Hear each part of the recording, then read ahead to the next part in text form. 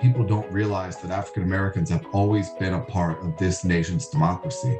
Black people always strongly desired the right to vote. They've always fought for being included in the political process. And then also, I think a lot of people might take for granted that African Americans always get to have that right because we had it before and we lost it. And so, presumably it could be lost again if people don't fight to protect it.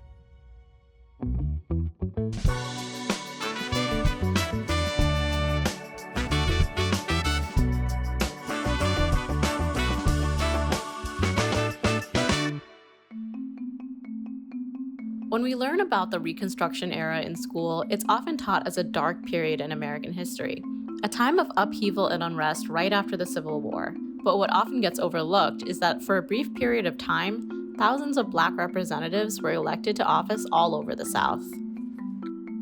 My estimate is that there were about 2,000 African American men who held public office during Reconstruction. Offices ranging from the Senate, there were 2 Black senators, 14 members of the House of Representatives, 600 or 700 members of state legislatures, and then dozens of other offices, state level, local level, etc. So what was going on was that, first of all, a lot of the former Confederates, the most outspoken leaders of white supremacy, were not allowed to serve in Congress. And so, with those people absent, there were people that did believe that African Americans should be folded into the fabric of American civil and political life, and that did advocate for Black people to be able to vote. And then, of course, when African Americans were prevented from voting, federal troops or federal investigators would often be called in order to protect those African Americans' rights in order to cast a ballot. At the time, many states in the South were either majority Black or close to it. And because of that, they were able to elect Black legislators, especially at the state level. The most significant accomplishment of Black legislators in many Southern states during Reconstruction was the establishment of public school systems, not only for African Americans, but for white students as well.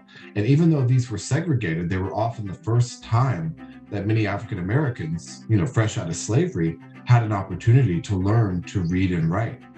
The highest level of office reached by these Black legislators was the U.S. Senate, and the first was Hiram Revels, a U.S. Senator from the state of Mississippi. So Hiram Revels was a pretty unique individual in that he was educated, and he later became a civil rights champion, before the Civil War, certainly during the Civil War. And then afterward, he was sent to Mississippi, where he was appointed by the state legislature to be a United States Senator.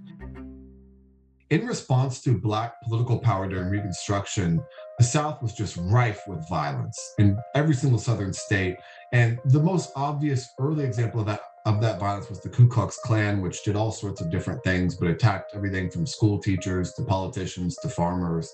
And so these different waves of violence really popped up, especially during election days. And so in 1875 Mississippi, there was an organized overthrow, essentially, of the state Republican Party, which did include African Americans.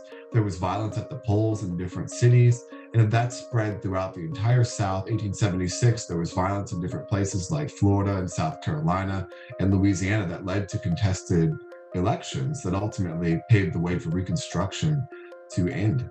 That overthrow was not put into law really until another generation, let's say around 1900, when Southern states figured out ways to abrogate the 15th Amendment, which had been enacted in Reconstruction to guarantee Black men's suffrage. So once the 15th Amendment became law, Southern states couldn't disfranchise African Americans simply by saying Black people are no longer allowed to vote.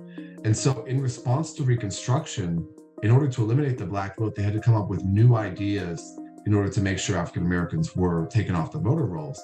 And the most powerful of those methods was the literacy test, which allowed for local registrars in a county courthouse usually to look at a candidate and give the candidate a literacy test to see if they were qualified to register to vote. The nature of the test usually didn't matter. The person would just define whether they were qualified to vote based on whether they thought they were white or Black. And so you had a period, from 1900 to the 1965, the Voting Rights Act, where very few African Americans were allowed to vote throughout the entire South. For a long, long time, Reconstruction was portrayed by scholars, but also by the teachers and the general public as sort of the lowest point in American history, a period of corruption, misgovernment, and this idea that Reconstruction was a disaster was part of the legitimation of the old Jim Crow South. The underlying message was the South was correct in taking away the right to vote from Black men, and that if Blacks were given the right to vote again, you just have another replay of the horrors of Reconstruction. But I think one of the things in American history that we often teach is that there's a constant march toward things getting better. And it's a little bit tricky to teach Reconstruction because, African Americans during Reconstruction could vote in much of the South, and then things actually got a lot worse. And so it doesn't really fit into this narrative of constant progress throughout America since the Civil War. And so, in this day and age where we have numerous African American senators, just look at a place like Georgia where Raphael Warnock was elected. And, white Georgians are largely trying to respond through tactics like voter suppression to tamp down the Black vote after the Black vote largely sent this African American man to the United States Senate. After the 2020 elections, we saw historical voters of color turn out and a lot of first-time voters, even during a global pandemic. And after that, we saw Republican-controlled legislatures across the country drop hundreds of anti-voting bills. And so when we saw that collective activity happening, we had to go to the federal government and ask for protections. Hillary Hawley works for Fair Fight Action, an organization working to fight voter suppression around the country. Though literacy tests remain a thing of the past, many states have enacted laws that purge voter rolls in ways that target minorities, or have made voting more difficult by closing polling places in largely Black areas. Fair Fight is now working to get legislation such as the John Lewis Voting Rights Act passed in Congress to stop these tactics.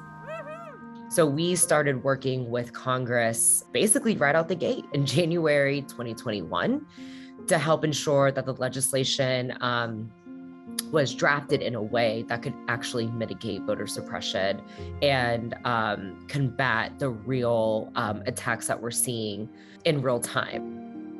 Even though today's laws might be a bit different, they're intended with the same, outcome in mind, to make it harder for Black people to vote, to make sure that African Americans don't have equal standing of one man, one vote in the democracy in order to ensure more white control over our political systems.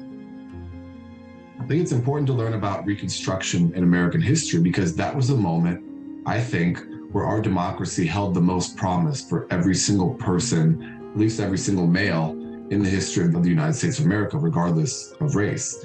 And I think that if we are to ever really fulfill that promise, then people need to understand the history of voting rights and voting right loss in the Reconstruction era.